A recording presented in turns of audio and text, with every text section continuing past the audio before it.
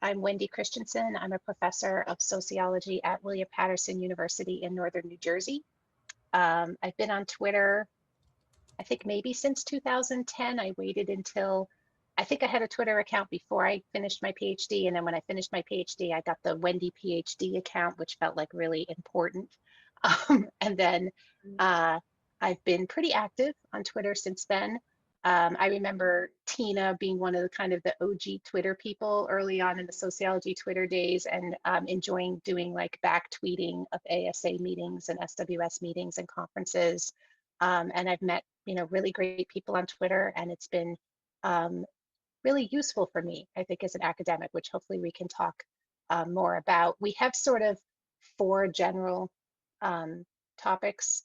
Kind of how to use Twitter, how to brand yourself on Twitter, depending on your career stage, and how to use Twitter to reach a broader audience, and then also whether or not you've dealt with any backlash on Twitter or any kind of trolling or harassment, and then strategies for dealing with those kinds of things. So kind of laying out those parameters of the panel, we can really talk about anything. I'll let the other panelists introduce themselves. Thanks.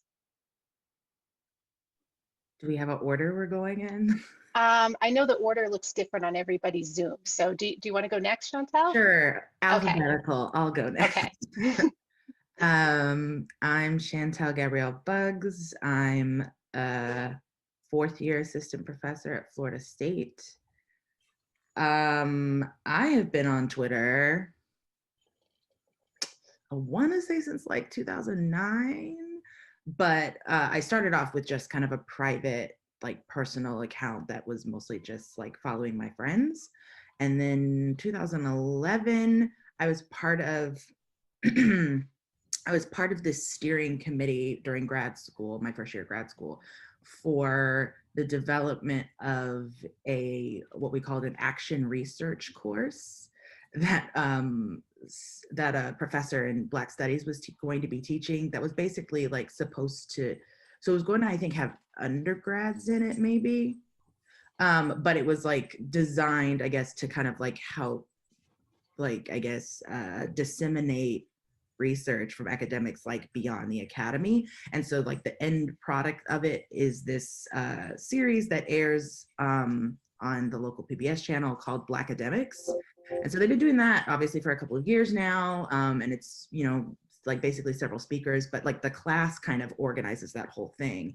And so as part of the steering committee, we talked about what are other kind of avenues to like promote research. And so we talked about social media, and Twitter was one of the ones we identified.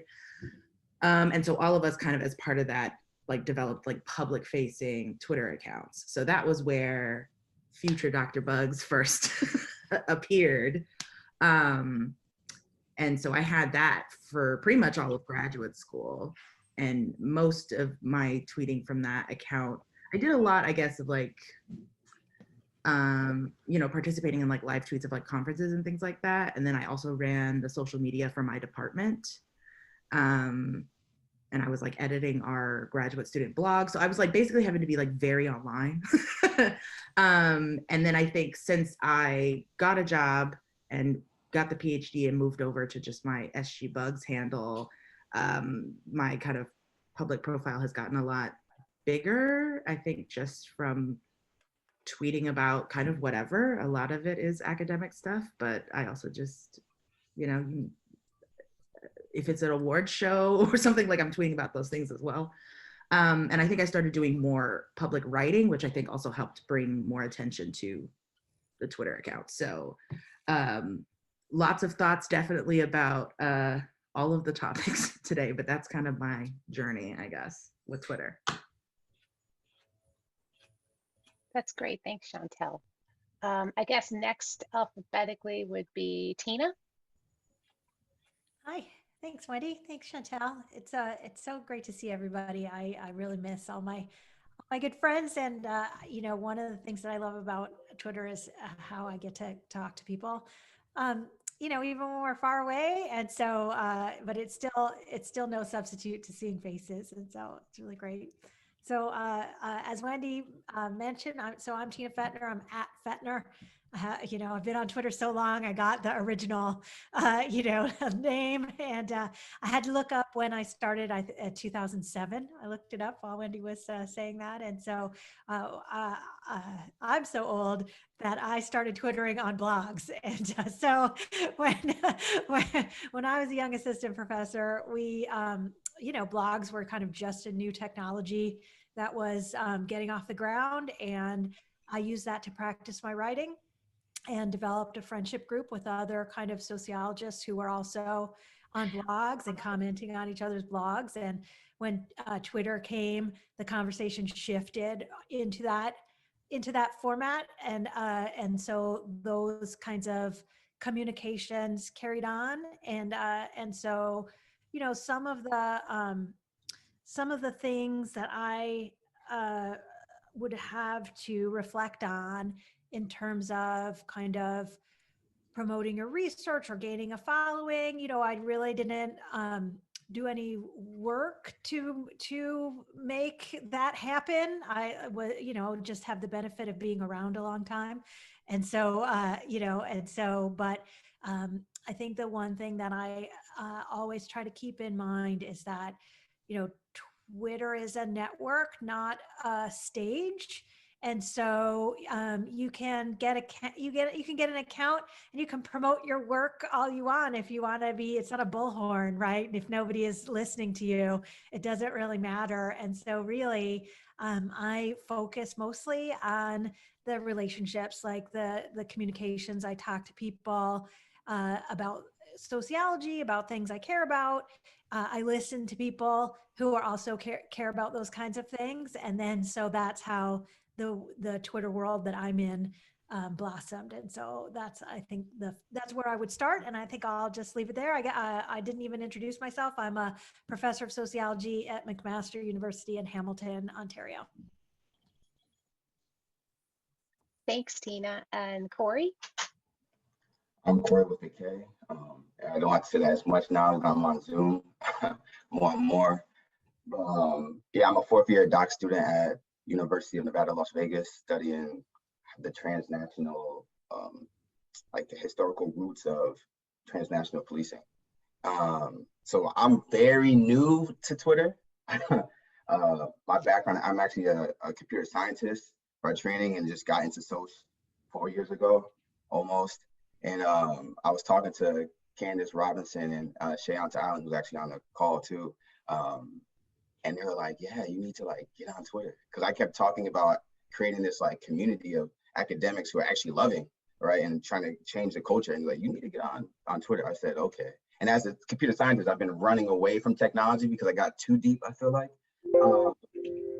So what we did is there's like 10 of us and we created Social Aff, which really means like sociology affirmations, or socius fuck for the hip folks. And so every Wednesday we post our wins. So we were just trying to, one, challenge imposter syndrome, right? There's no ideal sociologist, so let's debunk that. And then two, we're trying to uplift those non-traditional wins. And I want to say on the 13th, someone tweeted and said, got out of bed today, social. And to me, that's been my most favorite tweet thus far of like the Social Aff campaign. And then third thing we're trying to do is like reclaim our positionality, right? We're trying to like rebuff those like research statements and chasing hot topics and really just be okay with being guided by our embodied experiences. So that's really like my introduction to Twitter. I'll save like the rest for a little bit later, but that's like my main purpose for being on Twitter. Great. Thanks, everybody. I love that we have a panel that has people at different ranges, different stages in their career. I think it makes it really useful. I should also mention one of the big things I do on Twitter that I do so regularly, I don't even think about it anymore, is I tweet for SWS. So I'm the Social Women person as well. I can't believe I didn't mention that before. So we have some options for how we proceed. I have some questions that I could ask the panelists, or we can open up the floor to questions that people have. Maybe why don't we do that? And then if, you guys are like my class yesterday and kind of just looking and don't have a question, then I can start asking some of the prepared questions. Does that sound good? Okay. Anyone have specific questions for the panelists? You can either, talk, unmute yourself and talk. Anyone can unmute themselves or ask in the chat.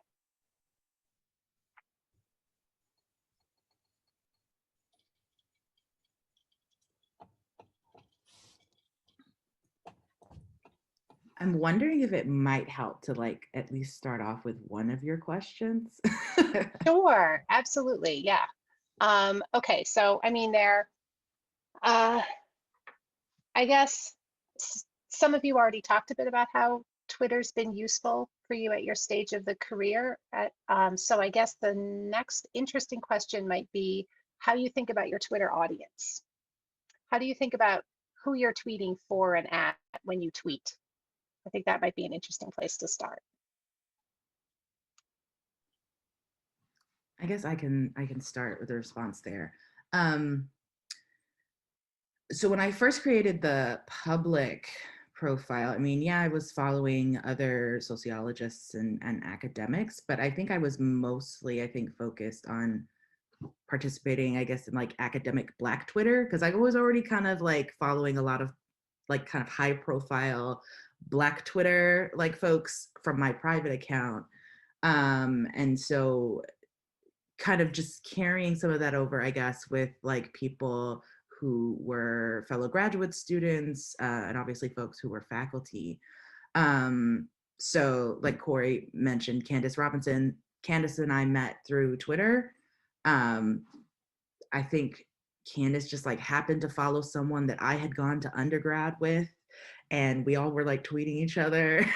And I remember we actually like collaborated on like a paper out of like just kind of interacting on Twitter. So yeah, I mean, I think probably I would say that like I'm pretty like, I guess, in the loop when it comes to so-called Black Twitter. But at this point, I think I follow a lot of academics, but I follow other people, and I seem to have picked up mostly an academic following and sometimes like my students. But then there's, I think as I've done more public writing and podcasting and things like that, I picked up like some journalists followers, and just kind of other people.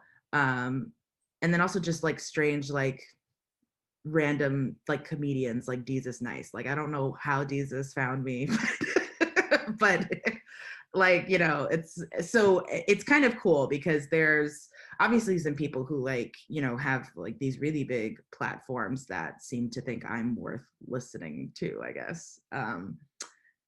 Yeah, so I think probably that account is still mostly, I guess, academics that I'm mostly kind of targeting my material to. But I often am engaging, I guess, in the kind of Black Twitter topics of the day or like Black popular culture in general. And so I know a lot of Black academics are like who are on Twitter are very plugged into that.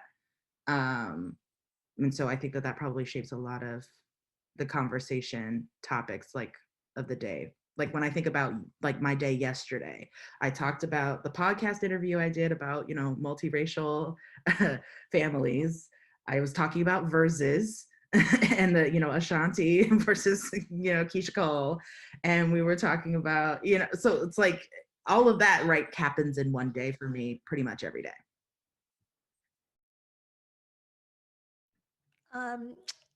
Yes, I talk to my friends, and most of them are sociologists, and they're kind of, we're kind of like awkward, nerdy sociologists that are interested in, everything from our research areas to, making fun of the ASA and, to the news to, et cetera. And so, like I tweet things that bring me joy to share with other people. And I don't, other than I don't, there's always this worry that somebody's going to call you out for something that you say on Twitter. And so, I certainly would put out the caveat that like it's public. I wouldn't ever put anything out there that that I couldn't stand behind. But like honestly, having that aside, like mostly I don't worry about it. I share what I want to share. I have my real personality that I share, and that's what is so great about Twitter is that if people don't want to hear what I have to say, they do not have to follow me, and they can just walk along and do whatever they want to do. And so it really like the people who are left over are just the ones that are want to talk with me, and so that works really great for me. And before I pass it to Korey, I just want to say I think SociF is one of the most beautiful, pure, wonderful things that has happened to sociology Twitter, and I just applaud you and everybody who's working on it for it. I love when those come across my timeline, and thank you. Thank you for those kind words. I really have to laud the other 9 people in the Social Af Collective that just put the work in every week to just tweet about all the wins and share their joy and build this like network. And off of Twitter, we check in on each other and just make phone calls. Hey, how you doing? Hey, if no one's told you I loved you today, I love you. And we just have these relationships that we're working on and we're building. A lot of us haven't met in person yet because of ASA being canceled in person. But yeah, I think my following is really like for the most part academic, because of some like protesting and some organizing work I've done. There's journalists in there as well. But when I tweet, I do think about being exposed, like being new to Twitter and being exposed to this kind of academic underbelly, I would say, of just like anxiety and loss and existential angst. I'm like, what's going on here on my timeline? So I kind of think about that sometimes when I'm going to tweet, like, am I adding to this or how am I like kind of combating this with what I tweet? But for the most part, I love music and being funny. So I'm trying to tweet things about like Bernie Sanders and his outfit and just trying to disengage with my audience and my genuine, like most true self. And there's always like a fine line, right? Between like, how do you post on Twitter versus, because we know it's public, right? So it's like, what can I say and what can I not say? And there's always like this fine line between being your truest self and being who you are on Twitter. I think we navigate that sometimes. I just wanted to kind of follow up to that. I think also it kind of takes time, I think, to kind of develop the voice that you want to have on Twitter. So I think, yeah, it's good to kind of just like let more and more of your like actual self come out. I think definitely when I first started my Twitter, I think I was like really strict about my personal Twitter is where I tweet about whatever. And then my public Twitter, I'm only tweeting about, conferences, research, and I kept those strictly separate and, had both accounts on my phone and would have to switch back and forth and like freak out if I tweeted the wrong thing to the wrong account. But in the like last couple of years, I pretty much only tweet from the public account. Like I rarely tweet from my private account. I have it just, in case maybe I need to go hide. But I've like let more of the things that I would just tweet from a personal account from the public account. And so, yeah, I think people respond to like you being like a genuine person. And I think Twitter is this really interesting kind of platform in the way that it allows people to kind of build relationships. Because yeah, I think, there's a lot of people who, they maybe have like been mutuals, for as kind of Tina described, from like various different platforms for like a really long time. But I think new people kind of get to be in community with each other. And I was definitely in some of those group me's and WhatsApps and all those other chats that we had for offline stuff, particularly for grad students. And I know now I have a million like different Twitter like group DM chats with like other Black women professors, and there's Slack channels and there's like all this other stuff that's like happening that's all like kind of started from Twitter, which I think is cool in the way that it kind of just allows the community aspect to like spill over and expand. Guess I'll ask a follow-up to that. But first, tell about the time when I got my first tenure track job, which is the job I have now, and I'm tenured.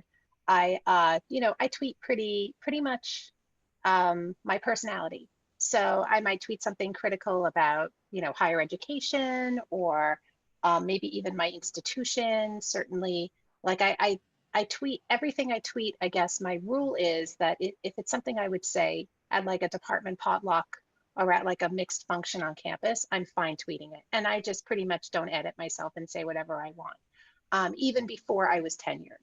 And then at one point before I got tenure, one of our academic provost liked one of my tweets. And I was like, whoa, my provost is on Twitter. Is this okay? And I'm looking through my timeline going, what am I tweeting? Did I tweet anything critical? Like, have I been, too radical or something? And I'm privileged in that I'm at an institution where a lot of people are very politically active and it's valued at our institution. So I didn't necessarily feel any, fear backlash from it. But I'm curious what our panelists have to say about, thinking about implications of how they tweet or what they tweet when they're, going on the job market or potentially going up for tenure. Like, I'm hearing that people just, tweet themselves and their own personalities, which is great. But is that also in the back of people's minds? And I also see someone has a hand up too. Is that Sarah? I'm guessing. It is. That's me. Can you hear me? Yeah. Yeah. Hello, everyone, and thanks for donating your time to create this great session. I really appreciate it. I apologize for not showing my face. I'm treating my face for sun damage, and so I'm looking rather monstrous today. So I'd rather not be recorded. But I'm fine. Thank you very much for your caring and concern. I have two questions. I have been very resistant to Twitter and actively resistant to Twitter, and probably because of ignorance, things I don't know or understand about it more so than what I actually know. So I'd like to contextualize my questions that way. So the question that I have is, the sorts of things you see in the media around Twitter appear to be, Twitter appears to be set up in such a way to create kind of call out culture, right? So that it seems like you're supposed to offer these short jabs towards someone else, and then they respond with other short jabs, right? So I find it really interesting to hear all of you talking about it as like a way to create community and a way to converse, because it seems like the structure of it is set up so that it's not a conversation, but rather short soapbox like monologues, right? And so I'd like to have you comment on how to create community, like even to some degree the technical aspects of it. And then secondly, I am a parent of 2 small children and have been ridiculously overburdened, especially during the pandemic. So how do you have the time? How do you take on one more task and still get your day jobs done, right? I think that in part, I just don't want one more thing to do, right? So I'd like to just kind of hear your thoughts about those 2 things, how to use this in a positive way as a conversation, as well as, how do you fit it in your day? And I'll go off and thanks for your answer. I don't know who wants to begin to, the second question just feels not like triggering, but I'm like, ooh, because I'm on Twitter all the time. I guess I can start, I guess, to an extent with Sarah's first question. So I think we always have to take with a grain of salt, I think, what like makes the news, because like the drama is always what's going to make the news, right? The bad stuff of social media, the bad side of social media is always what's going to make the news. And so, yeah, there definitely can be, can be this issue with, people kind of trying to, dunk on someone who has a what we call a bad take, and there's certainly people who their way of trolling is like to just intentionally say inflammatory things that they know people will respond really negatively to, because then their account will go viral because everybody is responding like, what the is this? And then sometimes that draws those people followers, it gets them attention. So there's some people who like, it's an intentional strategy to like say inflammatory things because they know it will, get a response. Whereas, but I think like in terms of like the day to day, yeah, I suppose that there are some people whose whole like point of being on Twitter is to like say mean things and like dunk on other people, with quote tweets or whatever it is.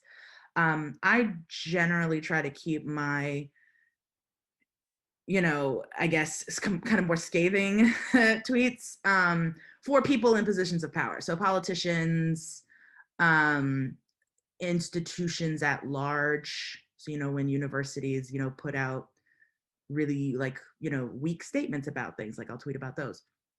I generally try not to come at individuals, like just regular kind of everyday people, unless they've really said something like outlandish. But I've found that not everybody responds to,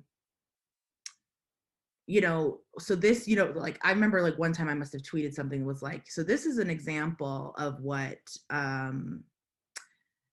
Bonilla Silva and, Takufa Zubiere talk about in, white methods, white logics. It was basically, I think someone who was like an anthropologist or something, who was had this whole long Twitter thread about, how they were trying to find like RAs to assist them with this field work in other countries, particularly I think in Africa.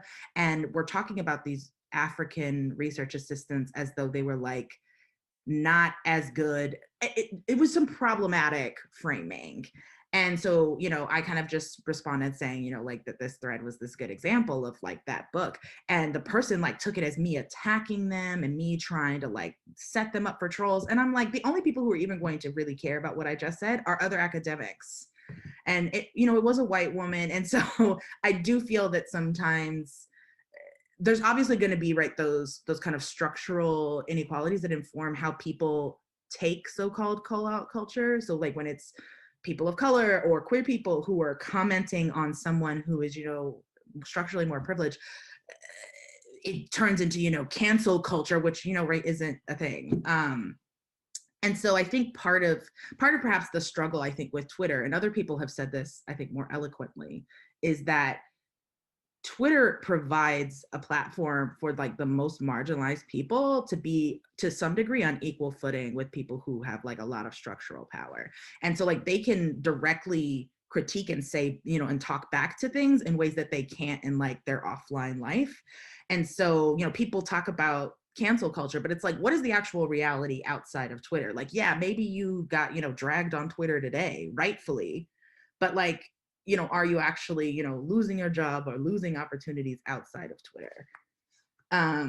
So I think most academics who are using Twitter are not going to run into those kinds of problems, to be honest.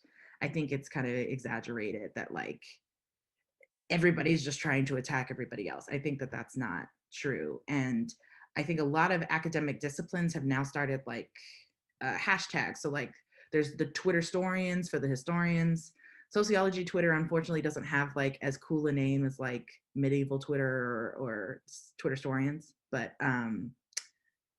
if you want to just engage in conversations with particular people, like, people will academic Twitter or, academic chat, like there's all these different hashtags. You can just engage in the conversations there and you can avoid a whole lot of other mess, I guess. I'll stop there. I'm sure everybody else has other things to contribute. I just want to. I think it's hilarious because Shantel says such a sharp wit, and there have been so many times when that has been like leveraged to really positive, productive exchanges on Twitter, and I think that it's fine, right? It's fine, and I want to just reiterate a couple of things like that Shantel said. Don't punch down, right?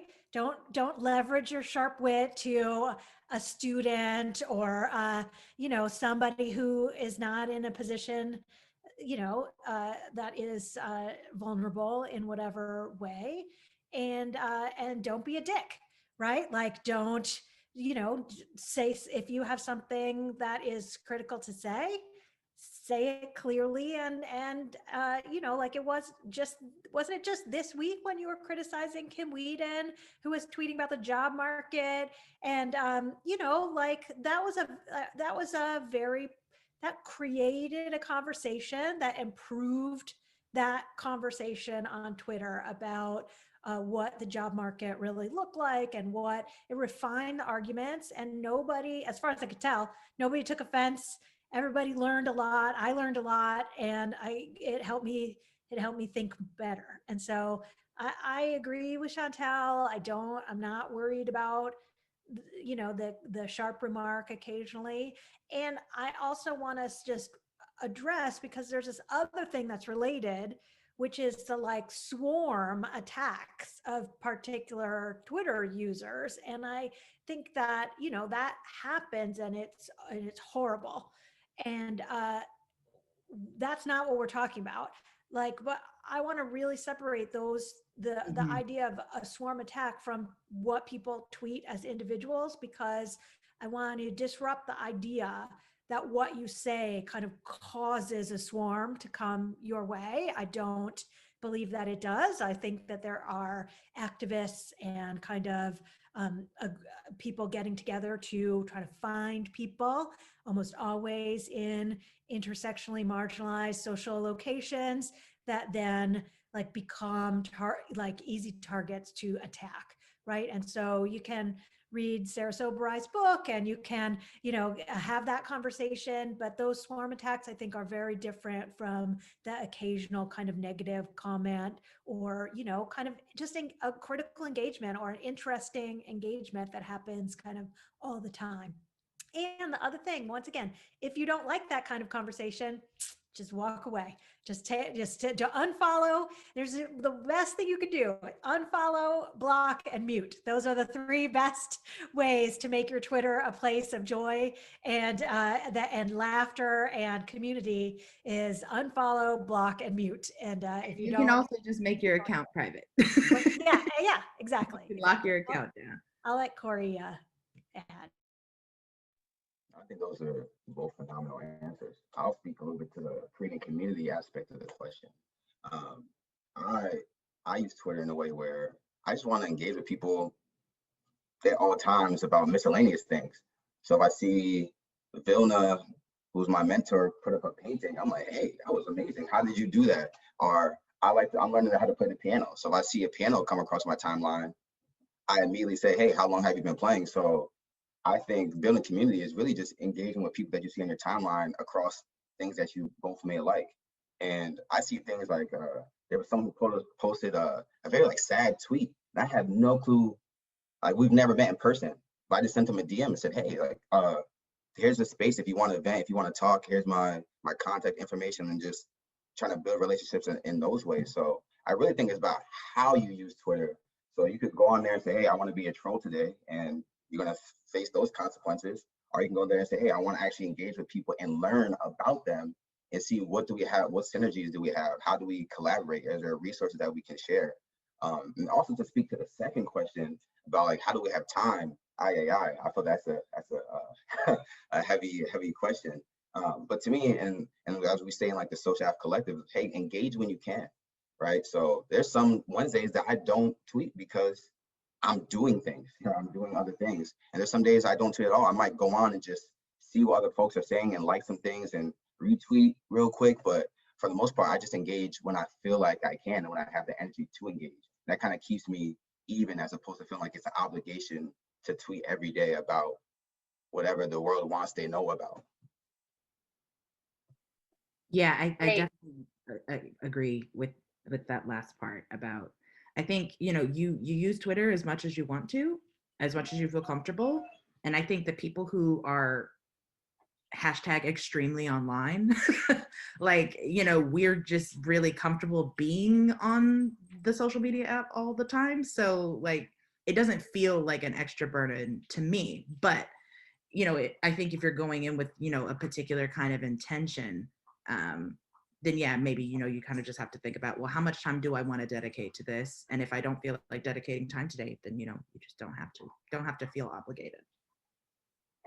And I love what Candace just said too in the chat, that you get to see sides of your colleagues that you don't usually see. I remember when I was in grad school preparing for the job market, we were kind of taught like to be sort of brains on a stick, right? That search committees don't want to know, about your life outside your work. You're supposed to be all research, right? And that was sort of the pressure. And I think academia is so much richer and more rewarding when I get to see, what award show Shantel is tweeting about that I might not be watching, right? Like I learn and engage more fully and see my colleagues across the world and the country as whole people on Twitter, more than just, you know, I might at a conference or in an academic setting. So I think in that sense, it's a really rewarding part of being in a community. And we have a hand up too.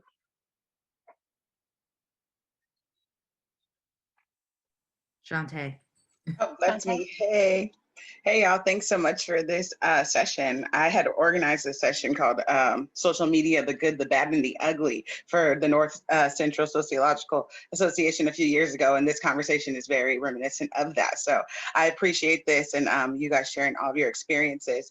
But in that vein of thinking about the good, the bad, and the ugly and the range of experiences we can have as academics using Twitter, I'm curious if you guys could share a little bit more about the ways that Twitter has been beneficial to your scholarship and research and just your productivity as a scholar. Because I think for people who aren't familiar with Twitter, they think that we're just wasting time. You know, they think we're just playing and around. But I think for those of us who have used Twitter and use it maybe a little bit too much, we might can admit, but we do know that there have been tangible returns on that investment, right, for our scholarship and our you know, experiences as academics. So I'm curious if you guys could just share some ways that you directly know that your you know, your scholarship and your career as an academic has benefited from the role Twitter has played. Okay, well, so I'm a digital sociologist. So because I am interested in kind of how people use online spaces, being in the online space and understanding how it works kind of feels necessary. So sorry if you hear my puppy whining in the background. So I know, like, when I was a grad student and kind of engaging just with the conferences and kind of following people and engaging with people, just mostly like based on like ASA conference material. That was how I first started making connections with people like David Brunsma. And so when I actually met him at ASA, you know, later, I felt comfortable coming up and talking to him because we'd already interacted online. And it felt a lot less stressful asking him to be on my dissertation committee because we'd already had established some degree of rapport.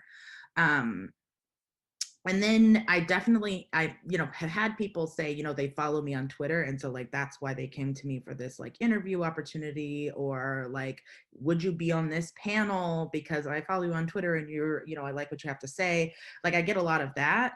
And then, yeah, I think in terms of forwarding my research agenda, it certainly, I think, has opened me up to issues that are pertinent to my research agenda around, you know, kind of online dating and multiracial identity. But then there's also just been like conversations that have arisen, you know, that organically just turned into a project. So obviously there's, you know, the kind of stuff that Candace and my friend Regina have worked on around kind of Black Twitter and community. But then recently, like I just submitted grants with Whitney Pirtle, who just hopped in the chat, and a couple of graduate students based on a conversation I had started about asking about how many Black scholars knew if they were the first in their departments to get tenure. The first Black people in their departments to get tenure. And then there was all of this reply, and there was shockingly, right, so many people who knew they were the first, not just in their department, but like their whole universities. And so we were like, we should do a project on this. And so we literally have been submitting grants in the last month to try to get money to be able to do this project. But yeah, so I love how like Twitter, especially with like other people who are pretty active, like these conversations can like immediately kind of convert into like, oh, here's how we could approach this as a project. And, you know, then you send some emails and set some, you know, Zoom meetings, and, you know, you're getting to collaborate with people who aren't at your institution. So I feel like I've done that quite a bit. And I think it's definitely, I think, strengthened my relationships with people at my career level. And I think it also has like allowed me, I think, to fill more of maybe a mentoring kind of role for graduate students. Like for me, it's really important to be a resource to grad students. And so I know grad students who I've interacted with via Twitter, like we've had side conversations about dissertation, about career, about, you know, just all kinds of stuff. And like most of how we know each other is because of Twitter.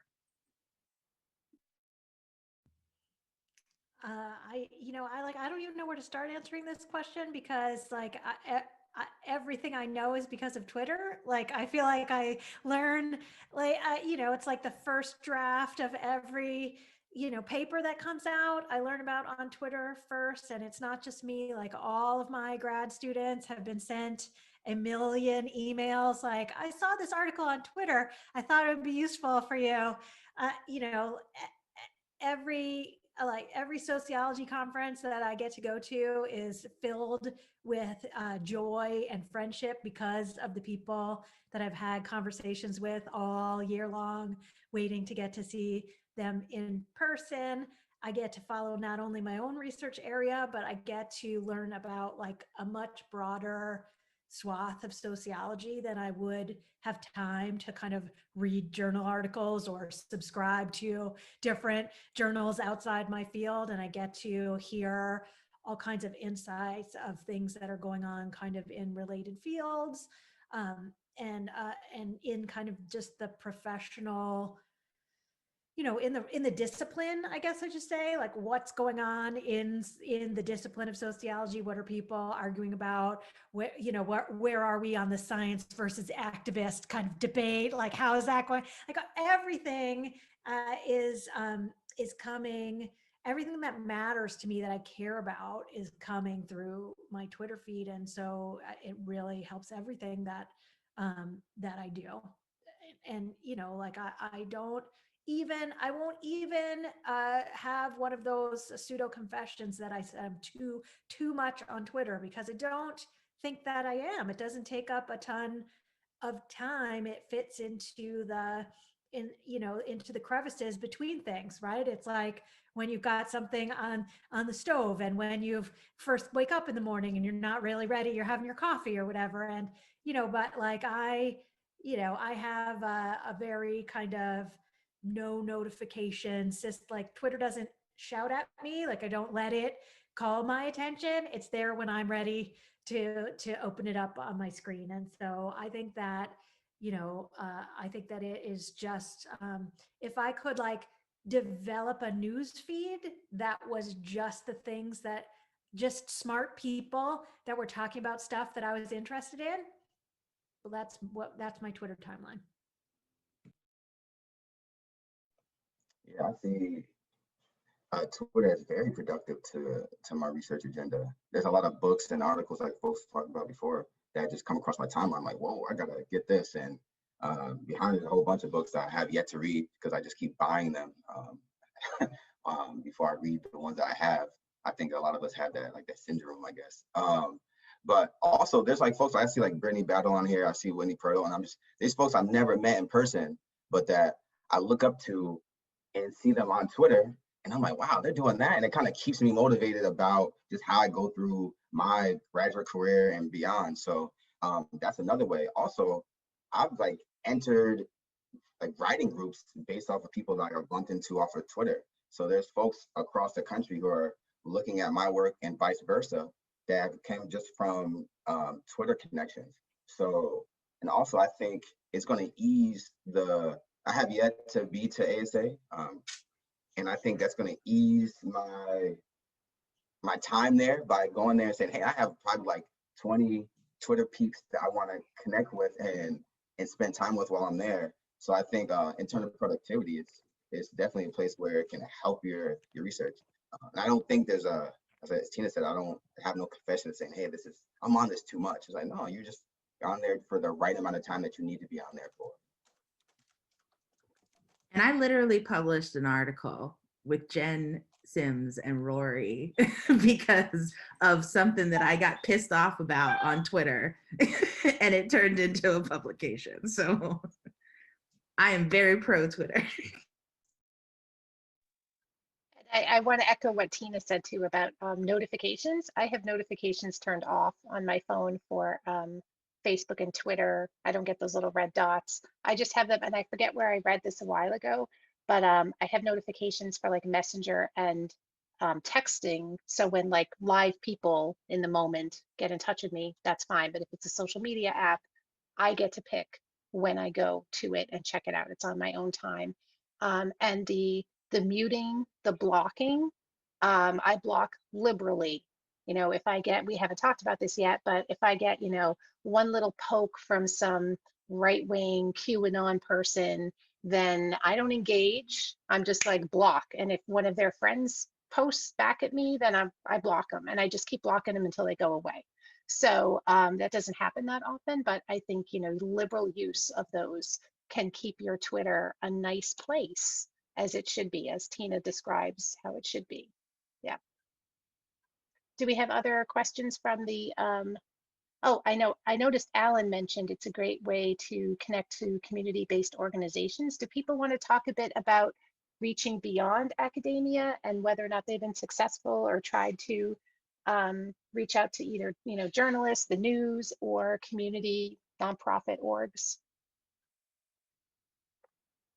Anyone? I haven't done a ton of, I guess, work with nonprofits, but I've started to try to follow more like local Tallahassee, like kind of Twitter accounts. And so I've learned more about kind of like, you know, bail programs and like other kinds of like organizations that are doing activist work here in Tallahassee. So like that's always helpful. And then also trying to like, given that, you know, I'm at a university that has, you know, an indigenous mascot and, you know, claims this particular relationship to the Seminole tribe of Florida, for clarification, not the rest of the Seminole. They do not support this. I try to kind of keep up with like kind of indigenous organizing and like other groups. So like I've really appreciated following the Chickasaw Choctaw Freedmen account that I think is like kind of keeping, it's a way to kind of keep in the loop with like things that are going on with indigenous communities, particularly at a national level. So, I mean, I definitely follow a lot of those kinds of accounts to be like kind of in the loop about what's going on, but I wouldn't say that I've done a ton, I guess, of participating, and perhaps to an extent that's, you know, it's been pandemic times. But I know that definitely, I feel like maybe someone we should ask about this is Brittany. Who, you know, is the like activist, like, you know, aspiration.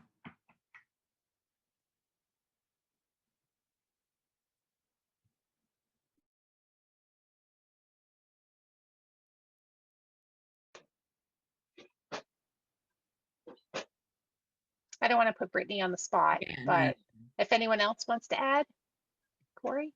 Yeah, I'll add. I was hoping Brittany was like, hey, okay. But yeah, I've like my research, I shadow and follow and engage with and participate in an abolitionist organization.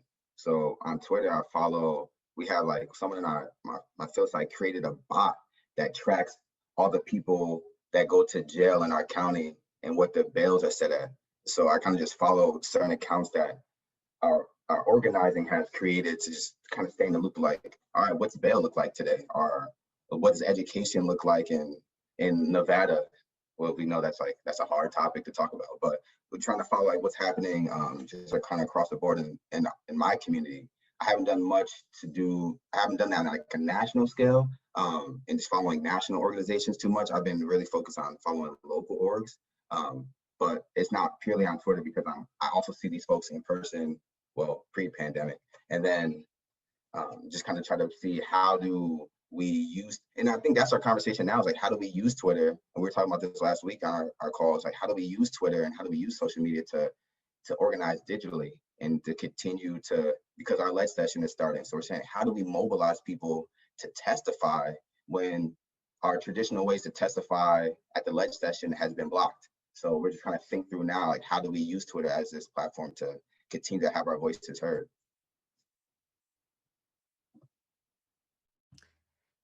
I want to pick up one part of the question that I think that we didn't quite get to before, which was what, basically what should grad students tweet, which I think is a really important question, right? I would, like I was very I was very worried about this when advising my own students, like what are people going to think? Because in early Twitter, that was a big kind of concern. It was like out there, everybody's like, oh, you're gonna embarrass yourself, and then you won't get a job or whatever. But honestly, my own, like, over the years, it's really developed into a lovely place where people can meet you never get to meet graduate students outside your own department, but in your own, if you're like have tabs in your field and whatever, you get to hear what the newest, most kind of cutting edge research is and who the people are doing it.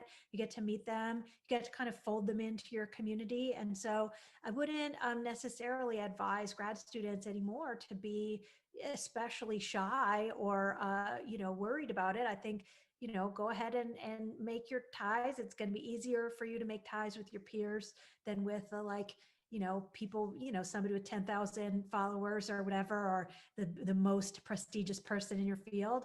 But make those connections to the other people that are doing the work that you're interested in, and chances are that we're all just interested in this stuff, so we'll all talk about it. And I think that's my new take on it. Yeah, and just to agree with Tina there, I think that search committees, they do look you up, and they might see if people who are on Twitter already and they're on a search committee are going to like look and see if you're on Twitter. But my advice anyway is to be yourself, and be yourself on Twitter. And you want to get hired by people who appreciate you for who you are. So if anything, it's exciting for me to see someone active on Twitter when I'm sitting on a search committee. I do want to mention one more thing about local organizations and nonprofit organizations.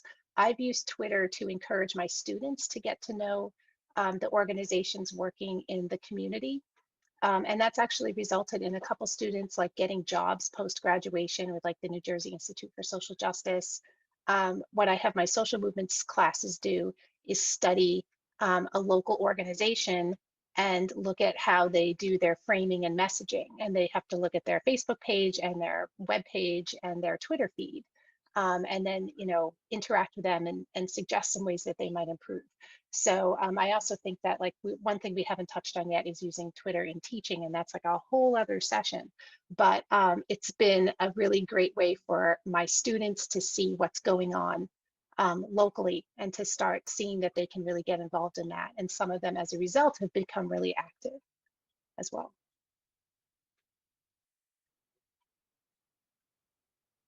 Any other questions from folks? I was gonna say, do we want to talk about like the dark side of Twitter in terms of like, yeah, you kind of alluded to it with the trolling and right. Yeah, I was going to say we've kind of touched on a lot of the other questions I had already, so we might as well talk a bit about how we deal with the dark side of Twitter. And if y'all didn't see in the chat, Candace mentioned, like, I think this has been really more so in like the last 2 years for sure, but people are doing a lot more to, I think, promote and elevate like job calls. And so I think that's like, and not just, like academic job calls, but like all kinds of jobs where people are hiring for things. So I think definitely it's a good way to just collect information about what's out there. In terms of dark side, boy, do I have thoughts. So I feel like in some ways my experience is to an extent an extreme case. It's not the typical. So obviously I've had those moments, where there's like kind of the coordinated troll response to something you tweet. So it was 2 years ago now, because 2019 was 2 years ago. There was a shooting in a church in White Settlement, Texas. And so, being the race scholar that I am, I commented on the fact that White Settlement, Texas was, one, still named White Settlement in 2019, and two, I think the city is like 80 something percent white. And then my secondary part of the tweet was kind of just saying that, like, it just was really disturbing to me that, you know, it was the parishioners in the church were the ones who ended up shooting the shooter when he came in. And so, of course, all of the gun rights advocate, you know, people descended, and it was a crazy deluge, which, like, I tweeted this, I think, oh gosh, maybe this happened, I think, a couple of days before like New Year's Eve or something. So I'm like, don't y'all have something better to do? But, you know, I ended up having to like lock down my Twitter account, you know, and kind of just try to ignore it and, you know, block the people who had like, because a lot of those particular kinds of right-wing trolls will follow your account or will add you to lists of like other dumb liberals so that they can like keep track, because they want to keep track of the things that you say so that they can they can stoke their outrage machine. And so, you know, I locked down the account, and then I was like kind of going through, I'm like, okay, who are these new followers who followed me that I need to, you know, like get rid of, you know, and block. I need to remove myself from these lists, you know, that I did all of that. And so the hard thing, I think, with particularly those kinds of, especially stuff around, you know, gun rights or Saba, come on. Jeez. Oh my gosh, it's like having a little tiny human. Okay. Where was I at? Yeah, no, with those particular like kind of gun rights or abortion, like certain kinds of topics, they intentionally organize to swarm. And so they will copy your Twitter account and they will post it to like other social media so that other people will come and find you and will tweet you. And then they'll find you on Facebook, or they'll send you emails, especially if you're an academic and you're Black, or like some other way you're marginalized. And so, you know, I kind of had to like, you know, shut down for a couple of days, and there was definitely, you know, some racial slurs and all those kinds of things in my inbox. And perhaps the scariest part, again, I don't think so much as Twitter, so much as it is, these people are very organized in how they attack. They, you know, had used, I think, you know, there's these, you know, sites you can go and look up people's cell phone numbers, their personal emails and addresses and stuff like that.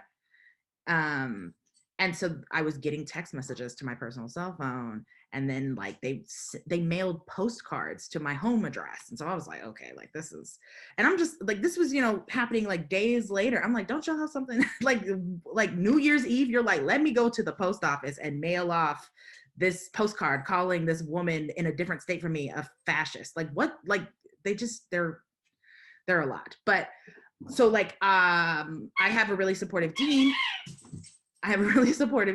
And, you know, I asked the college to pay for Delete Me service, which is a service that actually goes and like deletes you off of all of those like information websites. I think it's like $120 a year for like one person. But like the fact that my dean was like, yeah, we'll, as the college, we'll pay for that to protect you.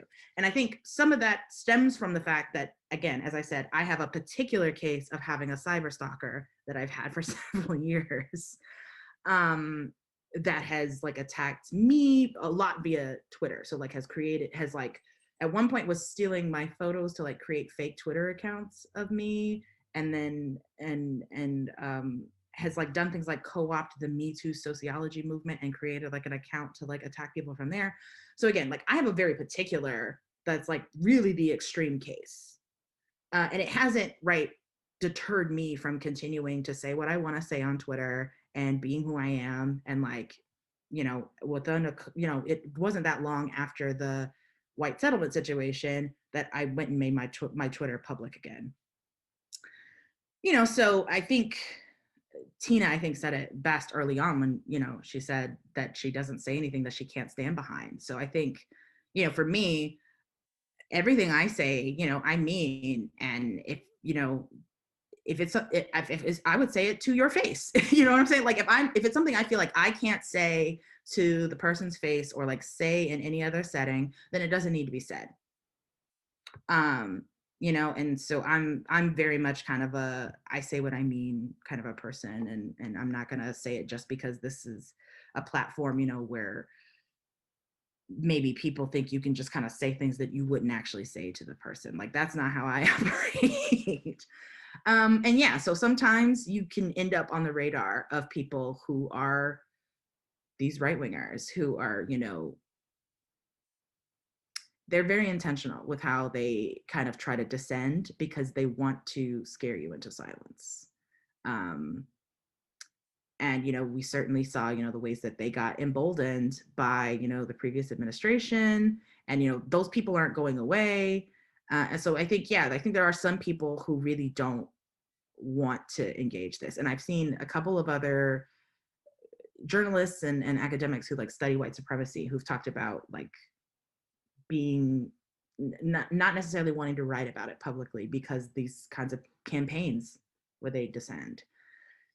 You know, so that's a reality, but I think that could be a reality even if you're not on Twitter, to be honest. Like, if you published something and any kind of attention, you know, got paid to what you published, they could get mad at you about that. Or if you appeared in a, you know, a news interview or something, like there's other ways that they could maybe find out about what you're doing, what you're researching, and could, you know, use that as a reason to target you.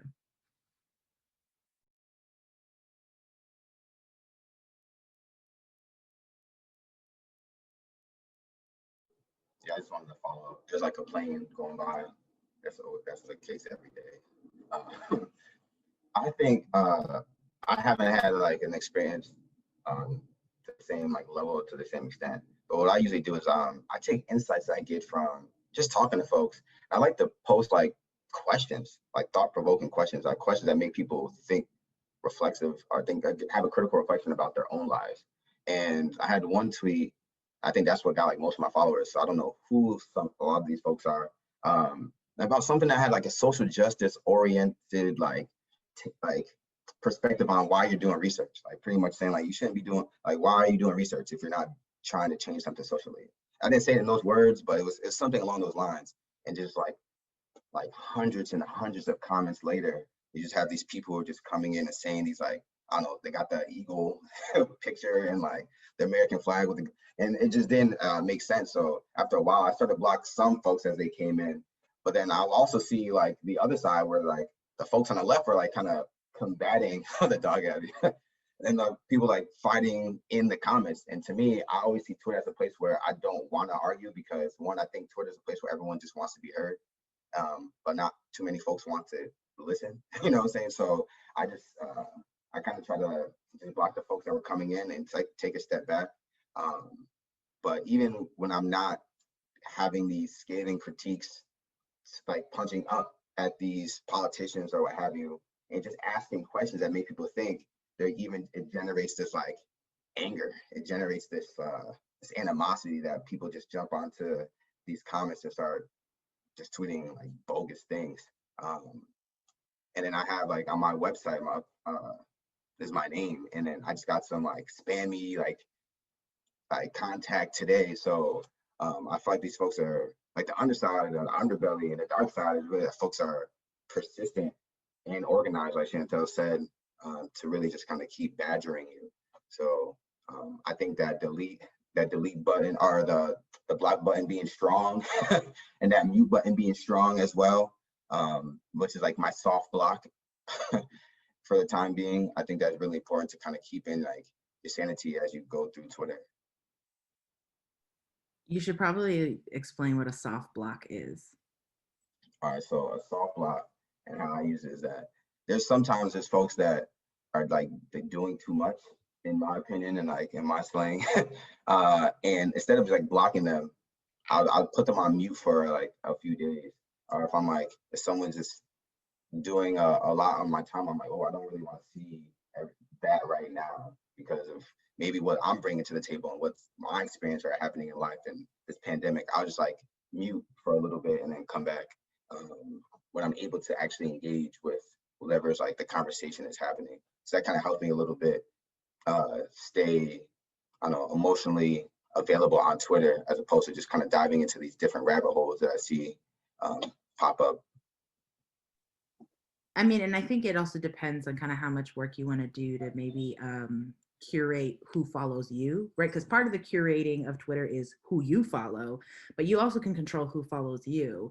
And so I know a number of like women presenting academics have found that like these weird kind of bot-like accounts will sometimes pop up, and they aren't following anybody but like other women academics, and they don't have any followers, and they always have like a weird handle that's like a name followed by like 10 numbers in a row.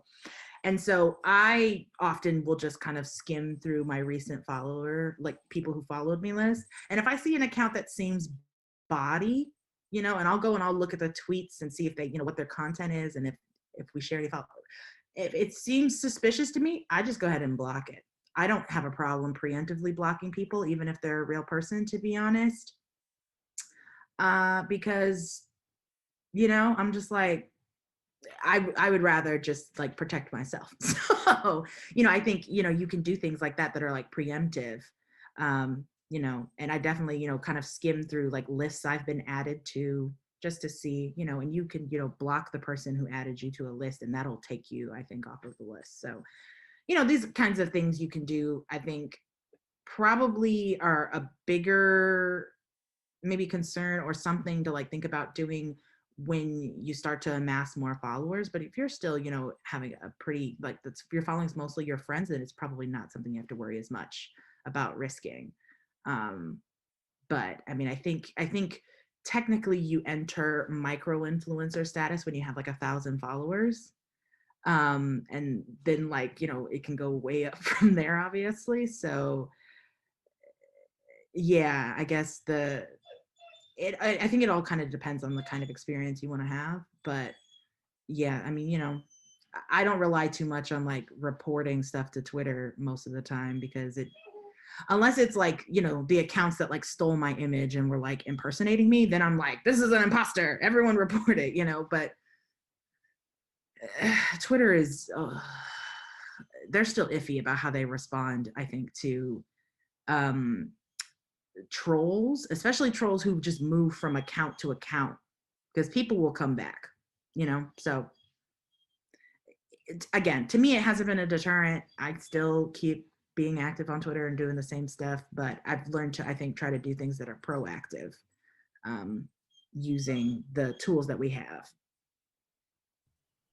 I'll just add that, like, this is one of the things that I like about Twitter, and it's because it's not Facebook, which, you know, I know a lot of people love Facebook and get a lot out of that community, but the thing about Twitter that's different from Facebook is that you don't have to be mutual, right? And so if somebody wants to listen to you, you don't have to listen to them, right? You don't have to be their friend. Those are separated. And so, you know, what the kind of beautiful thing that has emerged of a norm around Twitter is you don't owe anyone anything. Like, you don't owe them a follow. You don't have to, you don't owe it to not block them preemptively. Like, it's just not, it's okay. You don't have to listen to anyone that you don't want to listen to. And so, you know, like it's not surprising at all that Shantel's like, oh yeah, I just get rid of those.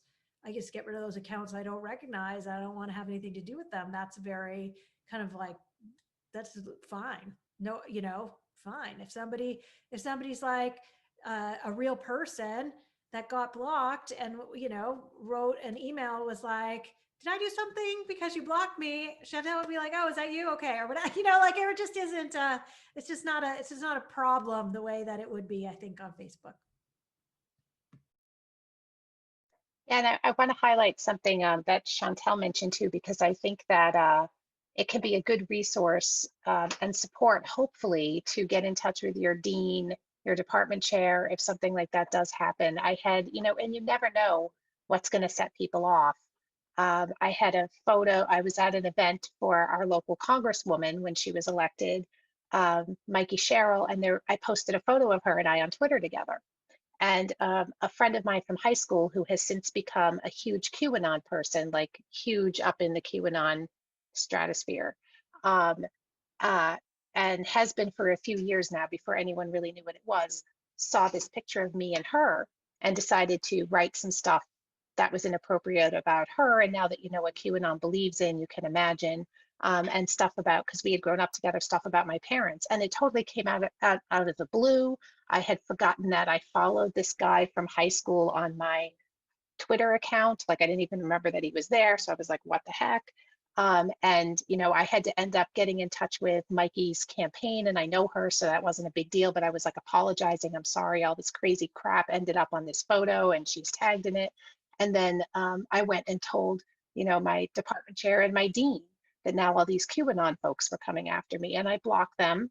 And they said, you know, if we get anything at the college level, we 100% support you, and you know, whatever you need, let us know. And it didn't get to that point, thank God. It kind of, you know, I was able to squash it and block a lot of people, and it died down.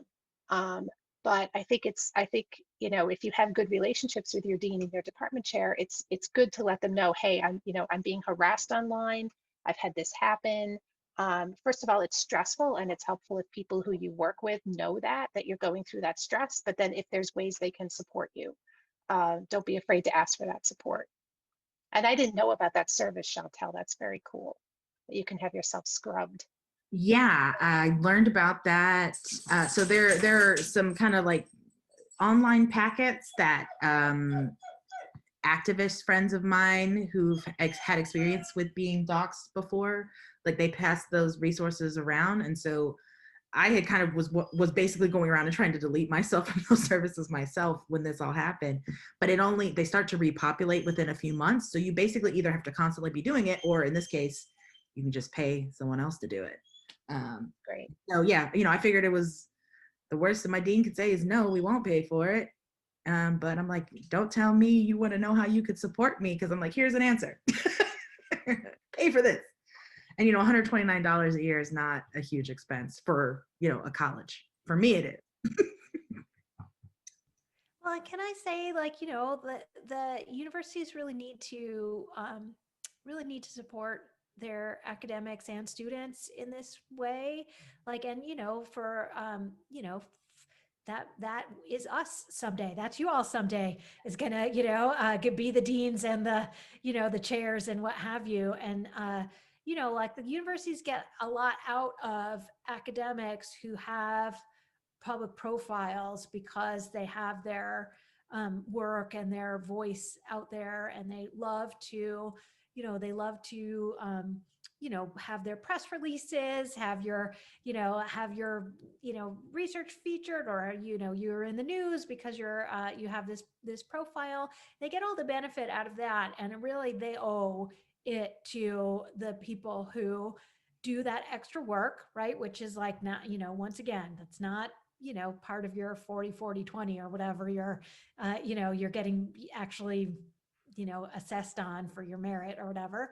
And you know, they owe it to step in when these, and once again, I want to just emphasize, this is activism. These are organized mobs that are trying to attack a discourse that is, you know, challenging racism, challenging sexism, and or is left wing in whatever way. And so, you know, like that is organized and active, and it may be a little amorphous, and it may not be hierarchical, so it's hard to like find the leader and address it directly, but it doesn't mean that it's not you know, actual right-wing activism. It is. And when it lands on the lap of an academic, universities need to be on the side of the academic. They need to be on the side of, you know, academic freedom, of free speech, but then also to support kind of the well-being and emotional well-being of the people who are attacked unfairly, you know, unfairly. And it's, you know, it is, I don't know if we have like a database of who this has happened to, but I tell you from, you know, the years of hearing this happen, you know, every once in a while over and over again, it is, Black women for the most part, black men then, and white women. And it's like, I'm sure that's not all the categories or whatever, but it's like, this is happening to Black women most, like most. And it is like, it's like, it doesn't matter. I feel very strongly like it doesn't matter what you say. If people are out to get you, right, they will find a way to attack you because you represent, social change, and that is that's what's going on, and universities have to stand in opposition to that, in my view. Yeah, I mean, and I think it also just provides content. I mean, I think, how does campus reform, get any attention if they don't have particularly professors, but other people, right, to rail against in their news stories. I mean, we just had a campus reform story on Brandon tweeting that they canceled their finals and for their students because it's a pandemic. And like a bunch of people were like, finals are the only way to assess, students have learned anything. This is only because you're in gender studies, just lost their minds to the point that there was a whole campus reform story written about this, and like interviewing, conservative, about how you need to have finals. They will find anything, again, that will stir up their outrage machine if they think it's too leftist, and somebody who's of color, who is a woman, who is queer, or who presents as those things online. That's really all the fodder that a lot of times they need. And it keeps their machine rolling. Like at the end, like campus reform and all those other kinds of outlets, Breitbarts and all of those, they want clicks, they want views. This is the kind of stuff that, upsets people. How long were we going today? Till 1:30? Yeah, I think if anyone else has questions or thoughts they want to share that we didn't cover.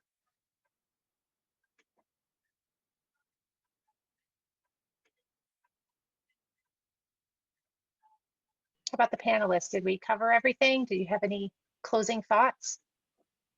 I have a question. Oh, Esther, yeah. Yeah, hi.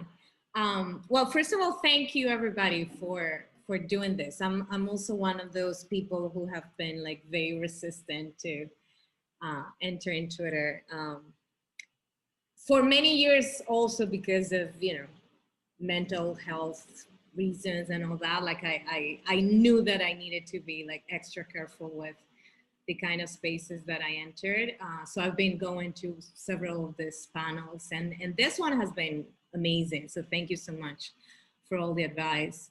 I have a couple of small questions. One is, and Korey referred to this a little bit, like how much, I don't know if the question is how intensely, if at all, do you engage with the comments, right? Especially comments of people you don't know. And the second question is, and I don't know if this is going to apply to any of you, but in my case, I'm Dominican, so like I'm an activist here in the Dominican Republic, but I'm also a scholar in both countries, in the Dominican Republic and the US.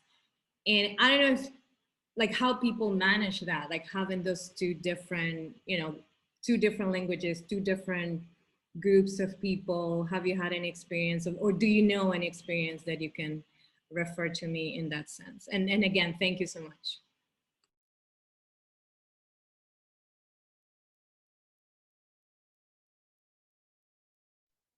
I'll speak about the comments. It really depends. Like I've seen folks who are just warriors who are in the comments arguing and going back and forth. I see folks who just don't respond at all. Personally, I might read a few comments, but I don't really engage too much in, especially if it's like a tweet that's just blowing up and it's like these right-wing dog Abby, Eagle Abby folks. Now I'm kind of, I just leave it alone to kind of protect my mental health because it's not really going anywhere. And I keep thinking like, what am I giving my energy to? And is it constructive or is it destructive? So if it's destructive, I kind of step aside. I can't really speak to, I can speak to activism piece in terms of being on the ground and doing work with bailouts and stuff like that, in terms of trying to use that to galvanize and mobilize people. I don't have the perspective of trying to do it in 2 different countries. I don't know if someone else can speak to that relationship or what have you. I mean, I don't know if I can't speak to the 2 different countries, but I think there's a number of kind of bilingual academics, activist, public folks who, you know, will tweet in multiple different languages, you know, for the different, you know, kinds of communities. So I guess it's part of the work of kind of finding folks is you have to kind of learn like what the hashtags are for those communities. So a lot of times people will, you know, contain conversations in particular hashtags. And I mean, I'm not particularly fluent in any other language, so I'm not the one to say that. But I know like Crystal, oh gosh, why am I blanking on her last name? Who's a SUNY? You know, so she does research in France and she does press, yes, Crystal Fleming, you know, does press, you know, the French press and, you know, speaks French. So she often is engaging in conversations in French with like other like French Twitter users. So you definitely see people doing it. But I think, yeah, it does take a little bit of work to, you know, figure out kind of where those conversations are happening and then kind of just jumping in, I guess.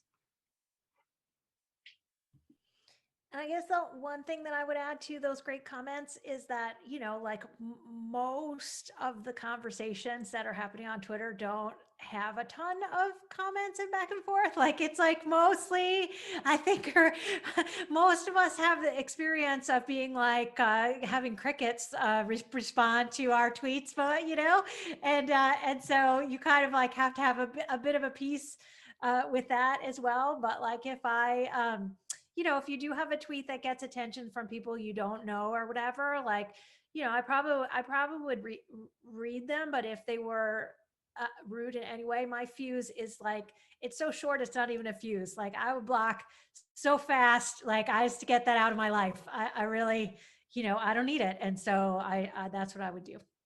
Yeah, I think it depends on how much energy you want to give. I definitely, if it's like a questionable thing, I'm like, is this person genuinely trying to talk to me or are they just being an ass? Right.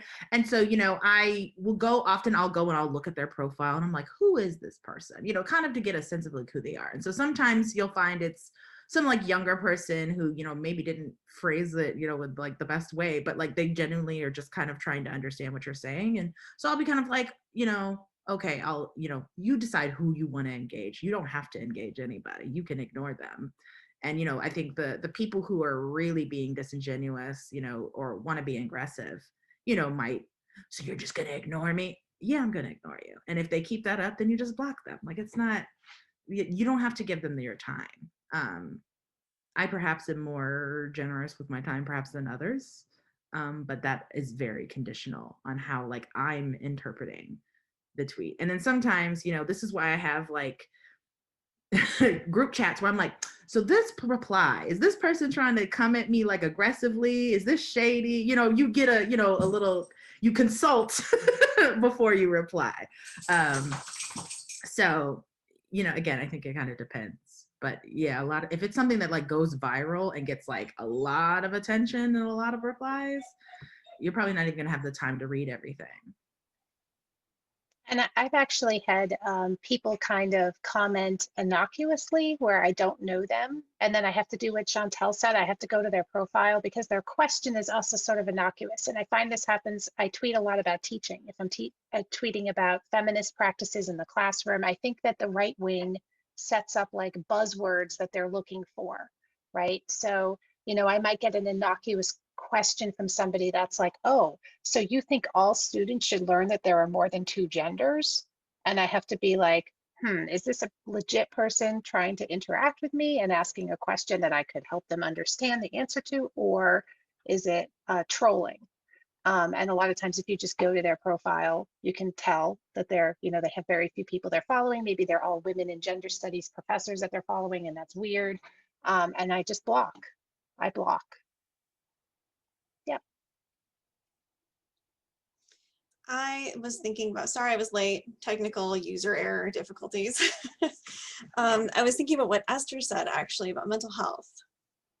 And I think that's so important. I'm just talking about this. Like I'm feeling anxiety just thinking about it, you know, just thinking about going in and looking at those comments. And because I follow that rule, never read the comments, right? That's my tried and true internet rule. But when it's your account, you can't not read the comments. You can't let it go. And my Facebook rule is I can only go on Facebook certain times a day. I have to be mentally prepared to go on, and I have to be ready to like read these comments just to protect my own mental health. But I feel like with Twitter, my fear is that if I let it sit too long, if I don't respond right away, it can get out of control so quickly, and it can go everywhere so quickly that I'd be afraid that I couldn't get a handle on it if I wasn't like super in it. But if I'm in it all the time, now I'm risking like mental health issues and having to deal with that. And I don't know if anyone has dealt with that or has their own rules that they like, their own boundaries they put up around Twitter or in regards to that. I mean, so you can definitely mute conversations now. So if you kind of just don't even want to engage with the conversation anymore, and you know you want to be removed from this narrative, you can just mute the conversation, and you won't get any more, like it won't show up in your notifications or anything anymore. So that's one way to kind of like cut down. If like something has become too much, you can just mute it, and then you just don't have to deal with it. You don't have to go back and like delete the tweet. You can just mute the whole conversation. I mean, the way I have definitely improved my timeline too with things is like I mute words. There's certain words like I'm like I don't even want to see these conversations pop up on my timeline. So like, you know, I just mute certain words, and it definitely like kind of keeps stuff like that. Like even if people are tweeting about it, like it'll be like a blanked out tweet, and so like, you know, I don't have to see it or engage it. The anxiety part, I think a lot of people talk about kind of mental health stuff on Twitter. I think people are pretty open about kind of their struggles with, you know, anxiety and other kind of mental health issues. And, you know, I don't know if I'm even the best person to kind of talk to about that because I keep saying I'm going to find a therapist and then I don't.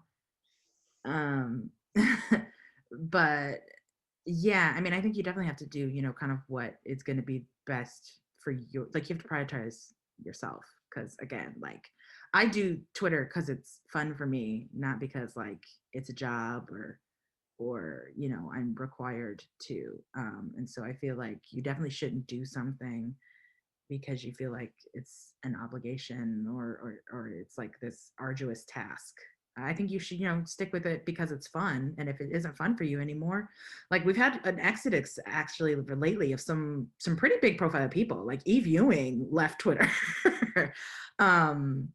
So, you know, there's just some folks that are just like, this isn't, you know, this isn't for me anymore. And so, you know, they leave, you know, and so a few of those folks that I like connected with, I was just like, well, let's exchange numbers, you know, so we can still keep in touch since I won't be seeing you on Twitter every day, you know, and you keep it moving. So yeah, I don't know if I have like specific advice, I guess, in that regard, but I don't think you would be alone in dealing with those anxieties. And I think you could definitely feel free to leave the space completely if you feel like it's just causing you more duress and like not making you happy or joyful. I appreciate that. I think that's a really good point. But you don't have to do it if you don't want to. I would just add, here's the way to engage with Twitter and sociology in a way that is good for your mental health. Just tune in on Wednesdays and just follow the hashtag SocialAF. And that I think is a good starting place, right? Where everyone is full of love for each other and affirmations for each other. And you get to see, you know, the good parts. And that I think is a great starting place. And I, you know, I'm so happy every time it comes around. Thank you. I wrote that down. I'm gonna look that up.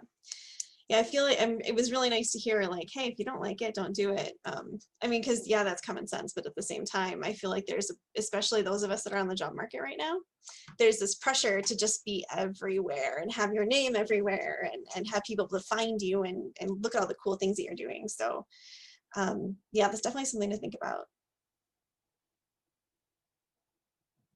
I like the idea of ending on the social, well, I say as fuck, but social AF, and because it's such a positive note. So unless anyone has anything else to ask our panelists, I'll just thank everybody for participating in this. Anyone have any last questions? Everyone good? Okay, this has been great. This is like a dream to have such a great panel of people talking about Twitter, which I love. So thank you so much for participating, and thank you for coming and for having such a great conversation.